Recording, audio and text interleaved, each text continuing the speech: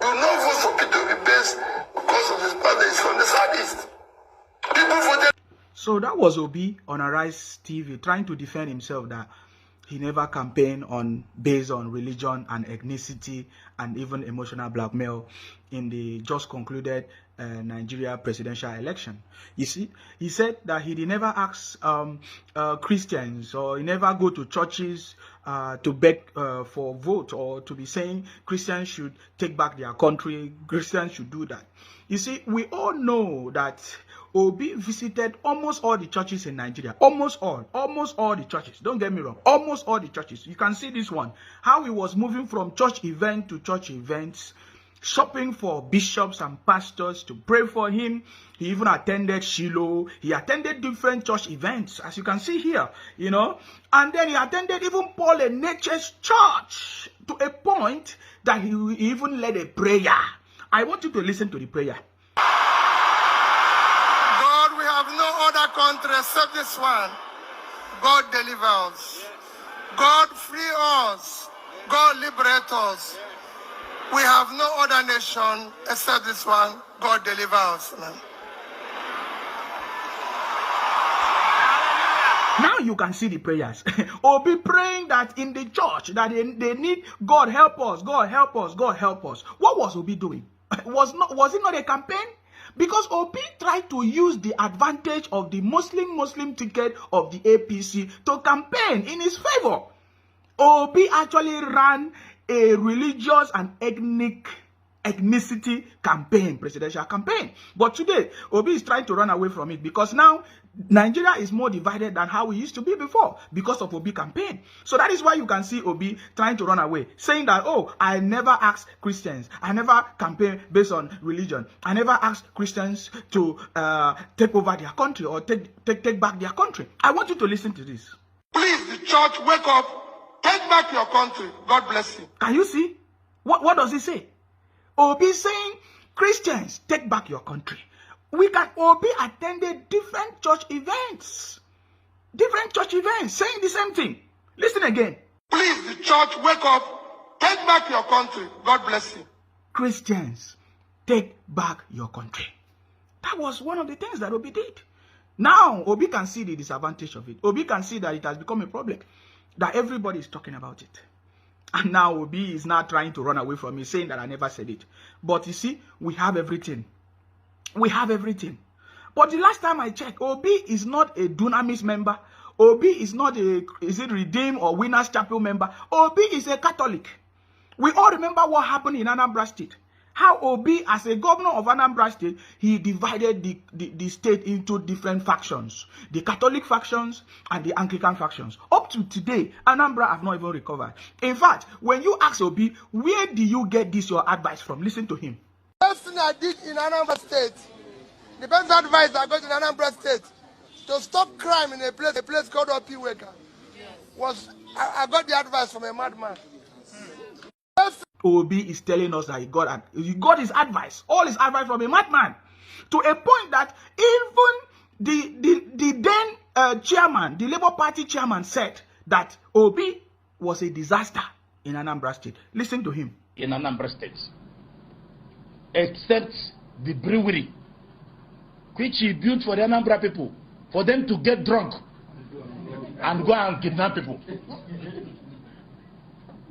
That's the only thing. For example, I have made a statement. I expect P2B and his people to say, Chairman, you lied. We built ABC Industries.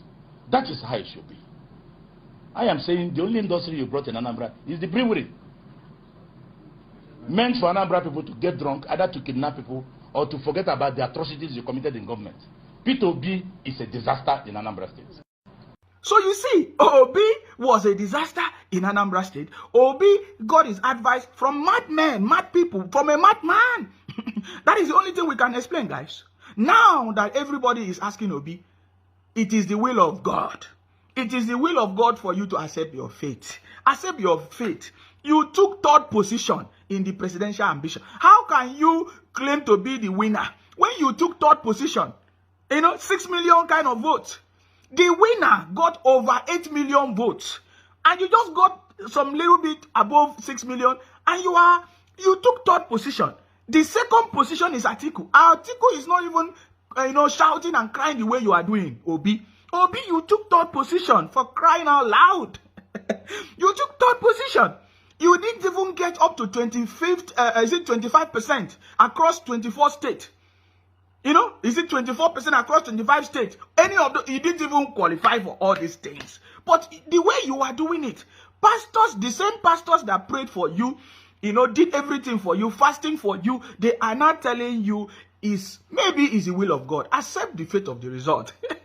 And look, shocking to the greatest surprise of everybody. Obi is now denying these pastors and say, what they are doing is not the will of God. They are now using the name of God in vain. Just listen to Obi now. Listen. Church leaders, traditional rulers, and high net worth stakeholders are saying that though there are several infractions, the outcome of the election is the way God wants it, and it should be allowed. So on one hand, you're saying remain prayerful and calm, but we'll still go to court. Others are saying for the peace of Nigeria, remain prayerful, calm, and accept this as God's will. What do you have to say to that?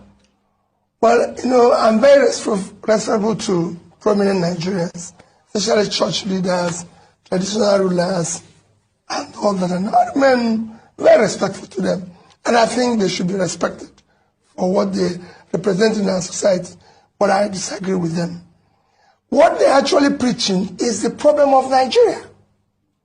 The problem of Nigeria is accepting wrongdoing, accepting what is unacceptable. That is using God's name in vain.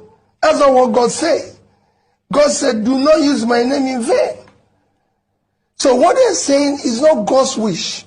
It is not God's plan for Nigeria. So what? Can you see Obi?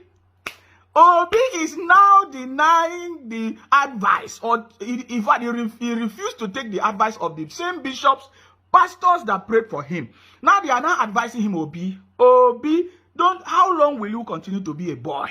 Accept defeat. We know that Obi is a boy, but this time around, you should be a man. Accept defeat. That is the responsibility. That shows that you are a true leader. Accept responsibility. In everything, you will refuse to accept responsibility.